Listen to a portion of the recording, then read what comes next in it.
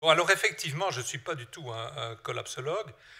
Peut-être une précaution oratoire de départ, c'est que je ne mets pas non plus tous les collapsologues dans le même sac, hein. On pourrait dire qu'il y a différentes variétés, puisqu'on a cité Yves Cochet, c'est un peu la tendance gentleman farmer de la collapsologie. En plus, il est taquin, hein, quand le journaliste de Libération l'interview, il lui demande est-ce que vous accepterez les réfugiés? Il répond on ne peut pas accepter toute la misère du monde, hein, sur ces 7 hectares là en Bretagne. C'est taquin. Bon, et puis il y en a d'autres. Il se fait que je connais personnellement un petit peu Pablo Servigne, qui est, disons, la figure la plus médiatisée de ce courant, puisqu'il est belge comme moi. Personne n'est parfait. Évidemment, quand on perce dans la presse française, on n'est plus belge, hein, on devient un penseur français, quoi. Donc, bien, c'est son cas. Lui, il est, disons, plutôt sur le mode le système va s'effondrer, finalement, c'est une bonne chose et ça dégagera le terrain pour des alternatives locales, récurrentes, enfin résilientes pour la société qu'il faudrait construire idéalement. Donc c'est un côté plutôt sympathique. Et puis il y a encore d'autres variantes, mais tout ça se recoupe et se chevauche un peu, ce ne sont pas des catégories bien séparées.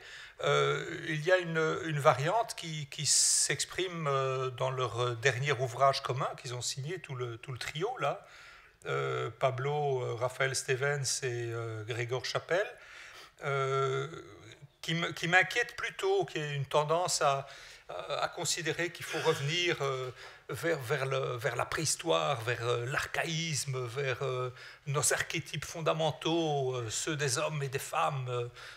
Bien, et ça me fait tiquer parce que ça m'évoque ce qu'on appelait le courant Völkisch en Allemagne dans les années 20 et 30, et qui était un courant romantique réactionnaire ou conservateur réactionnaire, dont la plus grande partie a été captée par le nazisme, disons-le franchement. Donc c'est, pour ceux qui connaissent, c'est le dissident, le psychanalyste dissident de Freud, Carl Gustav Jung, faisait partie de ce courant. C'est même lui l'inventeur de cette idée des archétypes humains fondamentaux. Puis il y avait Mircea Eliade, le roumain, soi-disant spécialiste de l'histoire des religions. En tout cas, c'est comme ça qu'il s'est présenté après-guerre, pour effacer les traces de son passé, qui était un passé nazi, antisémite. Il faisait partie de la garde de fer en Roumanie.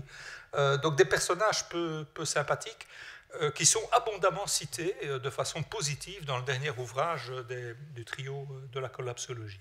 Voilà, ça c'est pour dire, je fais la part des choses et je ne débat pas avec les uns comme je débat avec les autres, et tenez en compte pour la suite de mon introduction.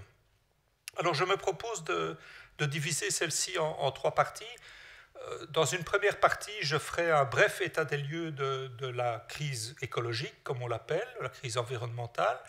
Dans un deuxième plan, dans un deuxième temps, je parlerai de mes critiques vis-à-vis de la collapsologie en général, et donc là-dedans, je passerai au-dessus des différents courants que je viens d'évoquer très brièvement. Et dans un troisième temps, en guise de conclusion, je dirai quelques mots du courant dont je me réclame, moi, qui est plutôt une mouvance, ce qu'on appelle l'écosocialisme. Bien, alors, premier point, la gravité de la situation, ben, elle ne doit pas être sous-estimée. Et là-dessus, au moins, il n'y a pas beaucoup, ou quasiment pas de désaccord entre les écosocialistes et les collapsologues. La situation est absolument gravissime. On parle d'éviter la catastrophe, mais il est trop tard pour éviter la catastrophe écologique. Elle est dedans, elle est là, nous sommes dedans, et elle grandit autour de nous. L'enjeu n'est plus d'éviter la catastrophe, l'enjeu est de l'arrêter et d'éviter qu'elle se transforme en cataclysme. Alors le cataclysme, il y en a une description très détaillée par une équipe de chercheurs américains spécialiste du climat, et qui a publié une contribution en août 2018, si je ne me trompe, oui, en août 2018, dans les Proceedings of the National Academy of Science des États-Unis, qui est une revue au-dessus de tout soupçon, non seulement de partialité scientifique, mais aussi de bolchevisme. Et la description qu'ils font, la théorie qu'ils déploient, c'est l'idée que ce qu'on appelle des rétroactions positives du changement climatique, c'est-à-dire des effets du réchauffement qui accélèrent et qui approfondissent le réchauffement, ces rétroactions pourraient s'engrener et amener l'ensemble du système Terre à basculer assez rapidement, enfin, en termes de quelques siècles quand même, hors du système relativement stable au sein duquel la planète oscille depuis 1 400 000 ans, entre des périodes glaciaires, des périodes interglaciaires, et basculerait dans quoi? Basculerait dans ce que ces scientifiques appellent la planète étuve, hothouse planet. 4 à 5 degrés de température moyenne supérieure à ce qu'on connaît aujourd'hui, une situation qu'on n'a plus connue depuis le Pliocène, il y a 1,5 million d'années, où il y avait un niveau des océans qui était 20 à 30 mètres plus haut qu'aujourd'hui. Et il faut une description précise des mécanismes qui pourraient s'engrener. Il dit que ça pourrait commencer avec la dislocation de la calotte glaciaire du Groenland. Sur le Groenland, il y a de quoi faire monter le niveau des océans de 6 à 7 mètres environ, et selon le rapport 1,5 degré du GIEC, le tipping point, le point de basculement de cette calotte, c'est-à-dire le moment où sa dislocation est irréversible, se situe quelque part entre 1,5 degré et 2 degrés. Ça figure dans le rapport 1,5 degré du GIEC d'octobre 2018. Or, nous avons gagné 1,1 degré par rapport à la période pré-industrielle. Or, au rythme actuel des émissions de gaz à effet de serre, le cap du 1,5 degré sera franchi en 2040 environ. Et tout ça sans compter des grandes quantités de CO2 incluant du réchauffement qui est déjà dans le pipeline, pour ainsi dire. Donc, on n'est pas très loin du tipping point possible de cette calotte glaciaire du Groenland. Et selon ces chercheurs américains, la quantité, l'énorme masse d'eau douce projetée dans l'océan Atlantique, déversée dans l'océan Atlantique par la dislocation de cette calotte, perturberait profondément les courants océaniques, qui sont des courants thermo-halins, et notamment perturberait l'AMOC, un de ces courants qui codétermine le climat, le temps qu'il fait, la météorologie dans le bassin de l'Amazonie, de telle sorte que la forêt disparaîtrait assez vite, serait remplacée par une savane.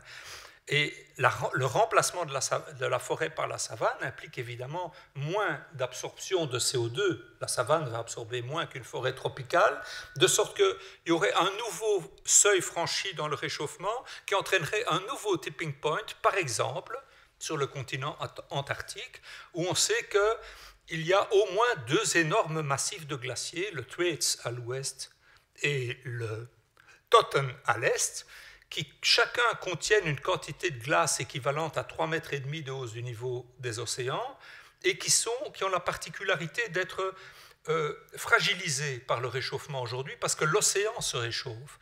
Or, ils sont ancrés sur le sol rocheux du continent antarctique, en dessous du niveau de la mer, sur un socle rocheux qui penche vers les grands fonds. Donc le risque est qu'ils se décollent du socle rocheux, que ça coïncide avec des fissures dans la masse glaciaire et que d'énormes parties de la banquise, enfin non, de la calotte, glissent dans l'océan. Et voilà, il développe d'autres possibilités de cet engrenage de tipping point qui nous amènerait à cette situation. Tout ça pour dire, il n'y a vraiment pas de quoi rire. Donc l'idée que tout peut s'effondrer, comme disait le titre du premier ouvrage des climatologues, entre en écho, d'abord s'appuie sur des données scientifiques réelles, même si les climatologues forcent un peu le trait, c'est-à-dire ils vont chercher les trucs particulièrement gore pour étayer leur discours, mais enfin, en gros, disons, ils ont raison. En gros, ils ont raison, la situation est absolument gravissime. Et donc, pour parler de l'actualité, ce qui se passe depuis plusieurs mois en Australie est intimement lié à ça. D'abord, ces méga-feux sont liés au réchauffement, indiscutablement, non seulement au réchauffement, mais aussi et surtout à la sécheresse accrue qui frappe l'Australie depuis plusieurs années, mais en plus, ces méga-feux sont d'une puissance telle qu'ils sont possiblement capables de constituer eux-mêmes un tipping point dans une certaine mesure, et donc de nous rapprocher encore plus du point de départ de l'engrenage évoqué par les scientifiques de la Proceedings of National Academy of Science, c'est-à-dire cette dislocation de la calotte du Groenland. Il y a des points de basculement dans l'affaire australienne qui sont indiscutables. Le point de basculement sur la question de la biodiversité est avéré. Il y a plus d'1 milliard d'animaux, de grands animaux, parce qu'évidemment les petits, on ne les comptabilise pas, on ne comptabilise pas les insectes qui ont péri dans ces incendies. Et sans doute plus grave, il y a, selon les biologistes australiens, plusieurs espèces de plantes et d'animaux qui auront été rayés de la carte suite à ces incendies. Donc, en plus, il est fort probable que la forêt ne se reconstitue pas. L'Australie est coutumière des feux, mais ici, les feux coïncident avec l'accélération du réchauffement. Or, une forêt peut résister à un stress hydrique pendant de longues périodes, mais une forêt détruite, quand les jeunes plants doivent pousser dans un terrain aride, une atmosphère sèche parce qu'il n'y a plus de couvert forestier, c'est une autre affaire. Donc il est fort possible, et selon certains forestiers probables, que le couvert forestier ne se reconstitue pas, qu'il soit remplacé par une formation arbustive, une brousse si vous voulez, qui va capter beaucoup moins de CO2, qui va avoir, etc. Donc le tipping point non seulement il y a un tipping point biologique avéré, mais il est possible qu'il y ait un tipping point climatique également dans cette histoire des incendies australiens. Et j'ajoute encore quelque chose sur la biodiversité. Vous avez vu dans la grande presse il y a 1 ou 2 ans l'écho de cette étude de scientifiques allemands qui estiment que 78% des insectes en Europe, des insectes volants, ont disparu. Je précise que l'étude portait sur des zones du réseau Natura 2000, c'est-à-dire sur des zones de haute protection de la biodiversité, ce qui accrédite l'idée que ce n'est pas fondamentalement en créant des réserves et des sanctuaires pour la biodiversité qu'on la sauve. Que le vrai enjeu, c'est que les sanctuaires soient entourés, que les oasis soient entourés d'autres choses qu'un désert agricole truffé de pesticides, d'herbicides, de fongicides, etc. Bien, donc tout ça pour dire, comme on dit en néerlandais, une des langues de mon petit pays surréaliste, on n'est pas aux nouvelles petites pommes de terre. Donc la situation est vraiment gravissime. Là-dessus, il y a très très peu de désaccords avec les collapsologues.